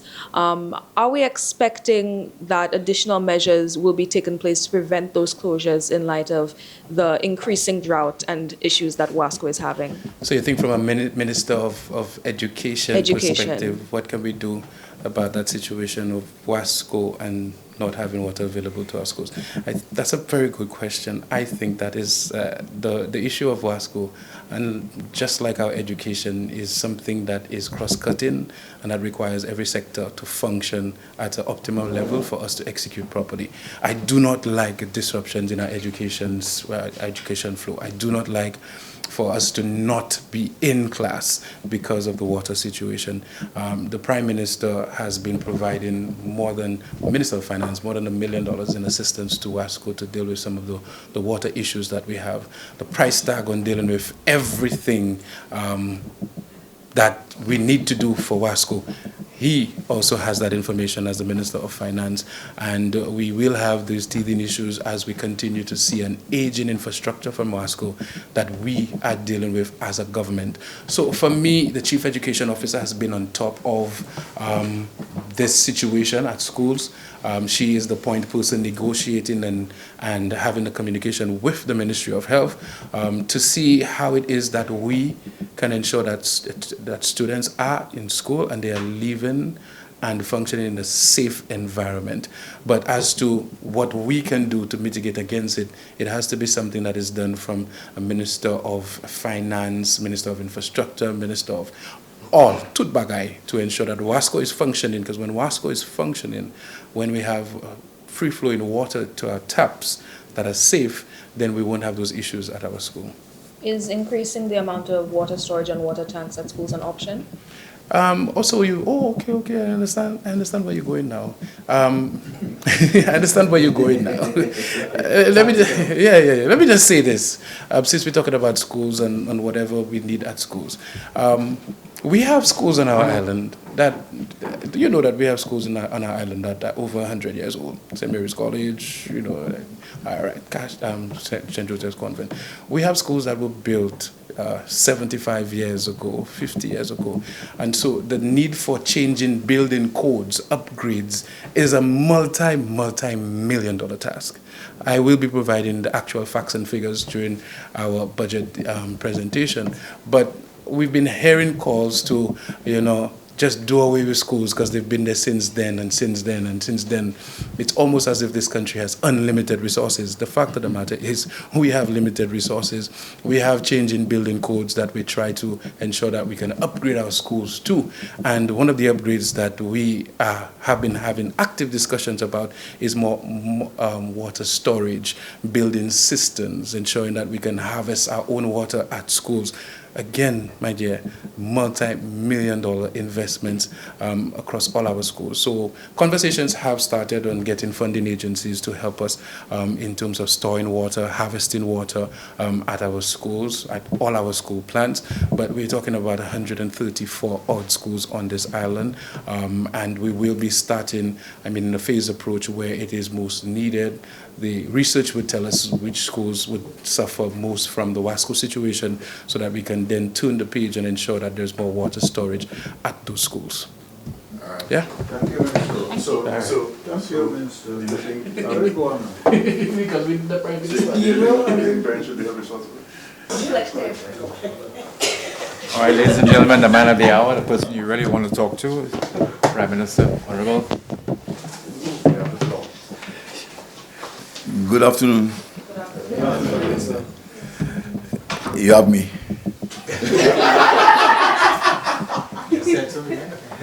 Enjoy yourselves.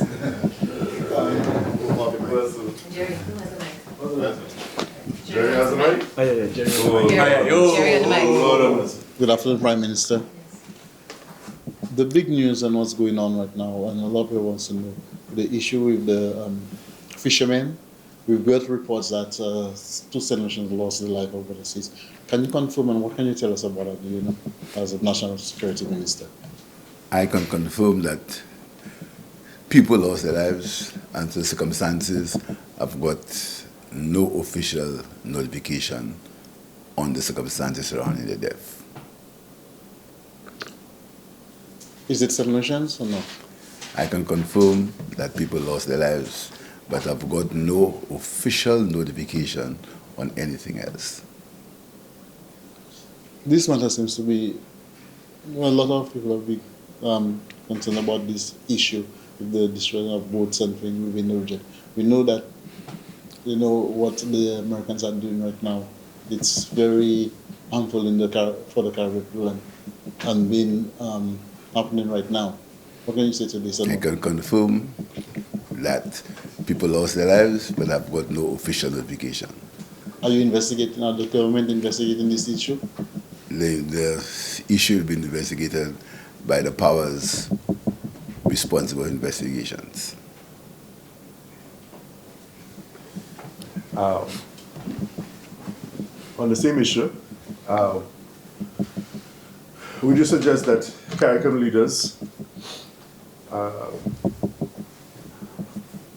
the accusation actually, that Caribbean leaders have not put forward a unified face with regards to what is going on in the region, is accurate? You see, it has always been a feature of CARICOM that foreign affairs matters are individual governments take their own positions. Example, 3 countries have relations with Taiwan and the rest with China. So it's nothing new that governments take different positions on different topics. It's nothing new. It has come to the fore now more than ever, but it's not a new phenomenon that governments take different positions. You understand? Because CARICOM is not a federation. You understand? So right now there's a lot of discussion on it, but that is nothing new. That's happened before. That different ministers, different governments take different positions. That happened very often. Yeah. Would you have liked a unified approach to? Preferably, yes. Unity is strength. But people vote in their individual countries. And most governments people elect governments. And these governments speak for the people that elect them. So I cannot speak for the people of any country in terms of what the Prime Minister would say. So I have to defer to the Prime Minister of the country. But I would prefer a unified approach. I'd prefer if I'd rather prefer if our region could have one position on these things. But my preference is not a reality. Would you ascribe the lack of unity to a position, the Trinidad position? I've never tried to read anybody's mind, much less in that circumstance. I do not know the circumstances in Trinidad. I hear the pronouncements of the Trinidad government. I have to respect it. I have to respect them. So that's what I'm doing now, respecting the position of any government, because governments have to. The internal affairs is their own concerns. And having said so, I want to congratulate Prime Minister Mia Motley for her 40-0 election victory. And as you know, I was in Barbados, and I joked her. I said she beat me by 1.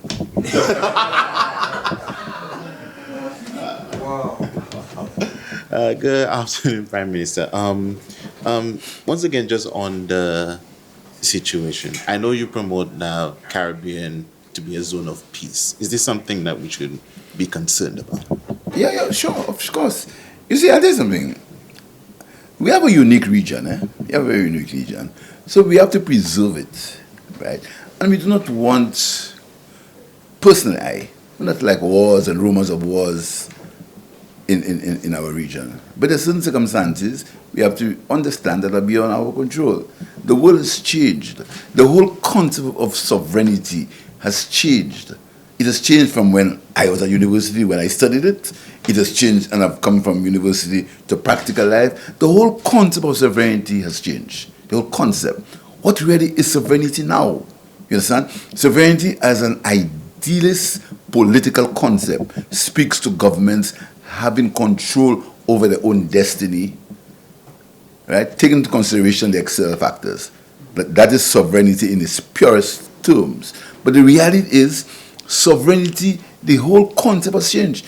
I don't think anyone can now define sovereignty in terms of what happening in the world now. The Prime Minister of Canada had a very interesting discussion at the Davos meeting, because the whole world has changed. And there was another article written by a St. Lucian journalist called the Tower of Babel. I also found that was a very interesting article, because the reality is that prime ministers have to deal with the reality on the ground. We have to deal with people. We have to deal with people wanting things. We have to deal with improving people's lives. This prime minister, I'm concerned with improving people's lives. That's my principal concern. Now, you have to balance that against many other things. But the most important thing in my life, in my political life, is to improve the lives of the people of St. Lucia. You understand? And particularly the people in my constituency who have shown that confidence in me. So I have to temper anything I want to do. Sometimes I even want to say, because I have to think of how it's going to affect them. Because right now, it's a different way of operating. I've been in government I've been prime minister for 4 years, and I've been in government for a while. It has never been a more difficult time to be at the head of a small country. It has never been so difficult, I can tell you. Both from the economic point of view, from the geopolitical point of view, it has never been so difficult. Never been. We've gone for the crisis, we've gone to crises, but this time has never been that difficult. And this is why the people of St. Lucia and you journalists have an important contribution to pay to that regard. I want to tell you something. Visiting foreign countries on a visa and overstaying, we must stop it. We must stop it. We must stop it. Because visiting somebody's country is a privilege, if someone applies for a visa and they get time 6 months, do not spend 6 months and a day. That can affect us in ways that we may not be able to understand. I've always made that point. When we overstay our visas and we do things, go to other people's countries and don't follow their laws and things, it affects everybody. Anyone who wants to believe that they're going to isolate some political party and say because you're red or because you're yellow, that don't exist. So this is why it's very important that each person, and I've made the point of personal responsibility many times before, taking personal responsibility for your action is so important moving forward. I've made a point about agriculture, about food security. I've made a point about water, rainwater harvesting. I've made a point so many times, and I want us as a people to begin to take personal responsibility for our own actions, because our personal irresponsibility can affect many people. And that's one small way. Do not overstay in people's countries. No matter how attractive it is, do not overstay in people's countries. When people give you the privilege to visit their countries, leave when the time is due. Leave. That's a simple example. And some more as our conversation continues. I'm sure we can do some more. Yes. All right. Good afternoon, Prime Minister. Afternoon. A question I think that is interesting. During your time as an opposition member, you did state that... That was a long time ago, Chief. Don't worry, I'm getting there. You did mention that there was a need to reform legislation surrounding terms for prime ministers. Are there any updates on that as yet, or when will you make mention of that amendment? When I used to play cricket, what you brought after me there was a googly, right? Now, I'm not even sure that I've taken a position on term limits. I'm not even sure. But I think that as in all things, and by the way, I'm glad I'm happy you said so. In the budget, we have a provision for the Constitutional Review Committee, which is going to ongoing, right? So hopefully that committee should meet. We've actually funded it. And then, because as you know, I don't know if you remember that, there was a constitutional review by Lady Susie Dovey. You remember that, right? That's on the table. So we are reviewing that. So all these things can come into that document. But I'm asking, will you take the precedence of actually making the effort to have that adjustment? As I always said, I follow the people. Mm-hmm. I will await their judgment on that. But the term limits for prime ministers, it's a personal situation, because this job is so complicated. I don't know what to be prime minister for. I don't think so. Okay. So I don't think so. Personally, me, right. It's not because I know this job is a temporary job, yeah. Right? And I treat it like a temporary job. In all aspects, I treat this job as a temporary job. So I would not want to be prime minister. Nor would I do anything to be prime minister. Nor would I damage my country by going overseas and saying things about the country that will damage it. I will not do that just to become prime minister. I will not do it, because this country is too important to me. Because the fire analysis this country will belong to St. Lucians. So no matter who is governing it at the time, the country must remain St. Lucian. And I'm segueing into the fact that there are some people who seem to get a level of, I wanted to use a word, but I can't use it. Joy. I didn't want to say pleasure, but pleasure. Pleasure is a different context. Joy. By just attacking this country, just attacking it. Just attacking this country because they don't like Philip J. Pierre. Or they don't like the government, or they like the government of the Labour Party. Just attacking it consistently. To what benefit? You think anybody out there care about yellow and red? But when we peddle these falsities, example, before anyone asks me, there's been no discussion, there's been no appointment of the police commissioner. There's been no appointment of the police commissioner. No appointment. The Public Service Commission has not even looked at the appointment of the police commissioner. They haven't looked at it. But people are speculating who the police commissioner will be and adding all sorts of handles to it, which is directly putting a member of my family at risk. Directly. Because you are implying that people should go after a member of my family because I am indirectly supporting an illegality. And there's been absolutely no, listen to the words I'm using carefully.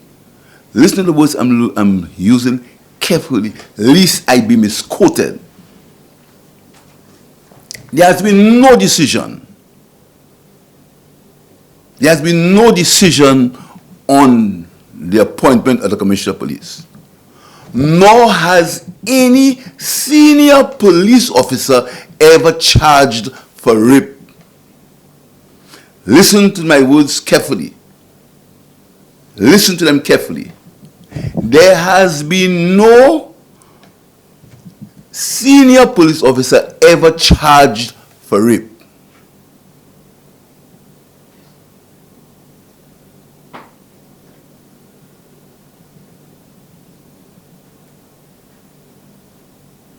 Next question. I, Minister of Security, I have on several occasions mentioned in the public domain the issue of sexual harassment. My position on that is clear. My position is clear. My personal position and my government's position. We are clear. We think sexual harassment is horrible and people who are guilty of sexual harassment should be brought to the fore. My position is clear. I've said so in the public. That's nothing new. I know you commented me as leader in the opposition just now. You should have that, right?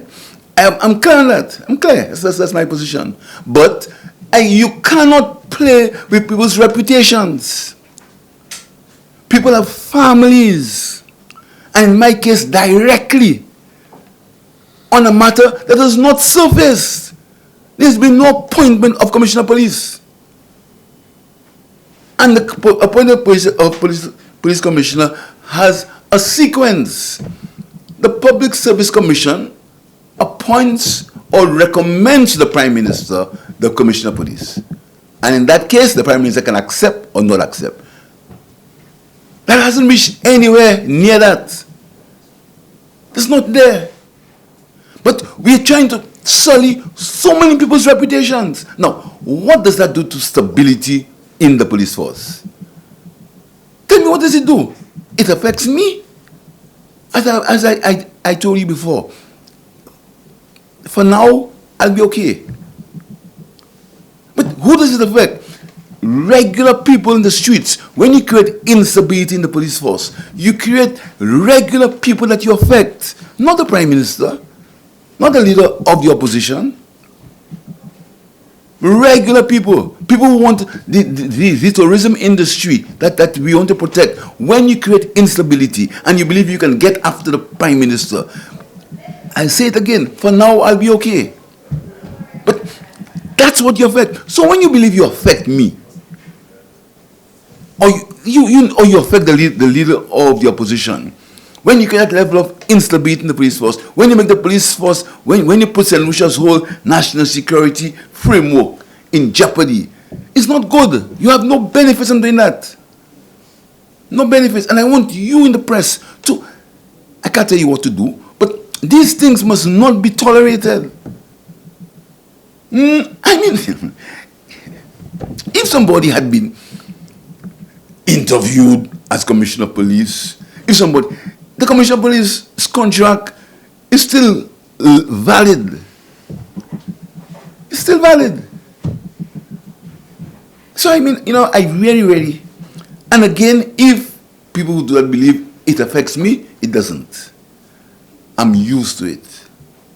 That's my job. That's what I signed in for people to say whatever, for people to say, some people say whatever they want about me. What concerns me is the effect of the people. Not the amount of people who have called me from overseas about that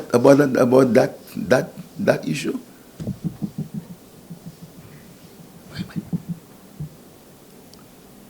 Instability. So you have all the ranks in the police force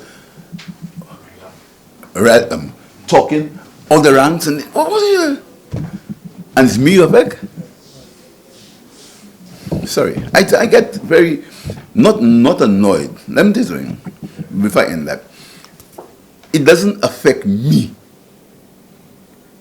because what I lose sleep over is the people of St. Lucia. The people in the Georgia's Boulevard that I want to assist.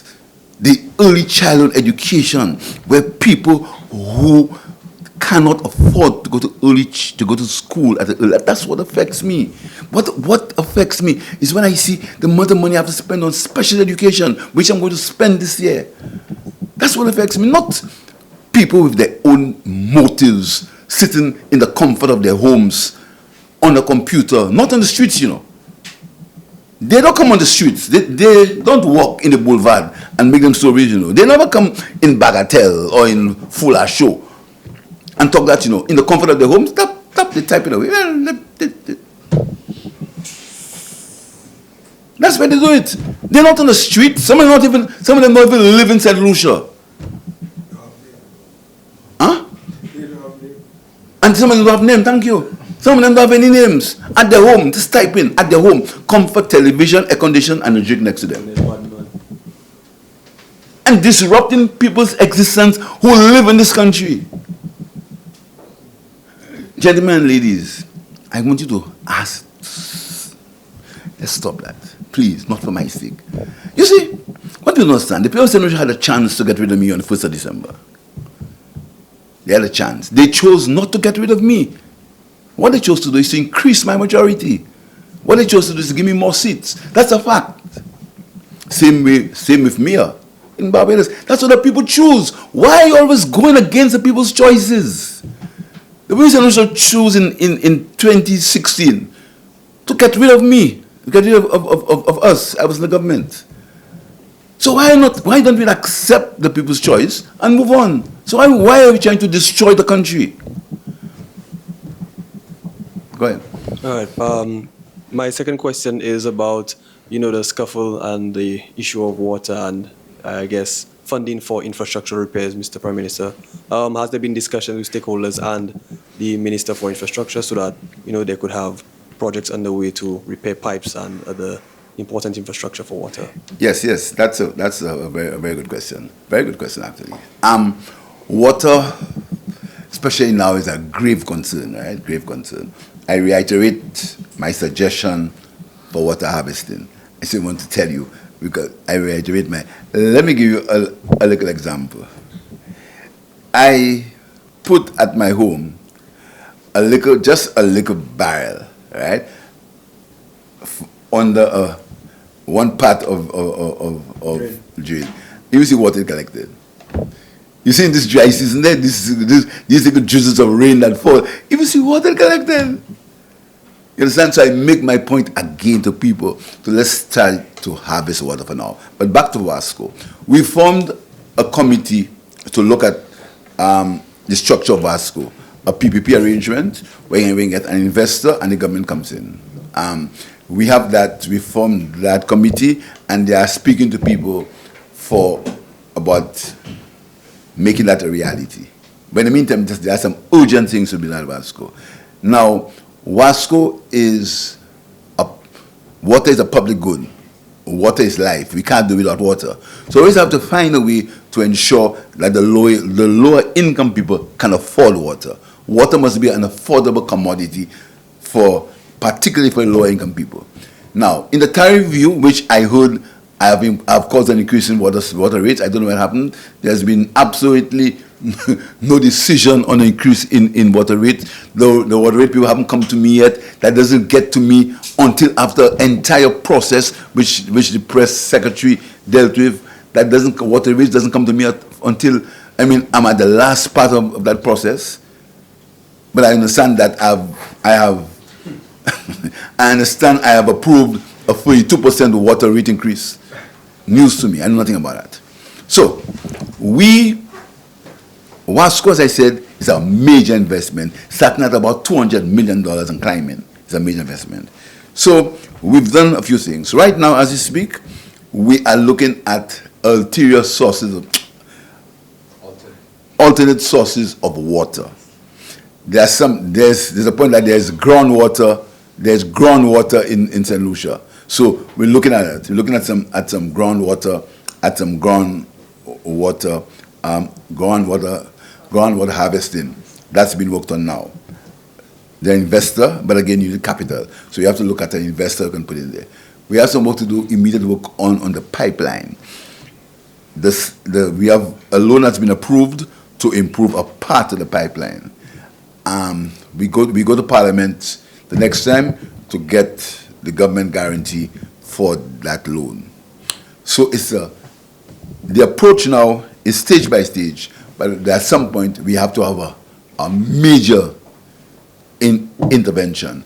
The Roseau Dam, the silting did not work out how it ought to work out.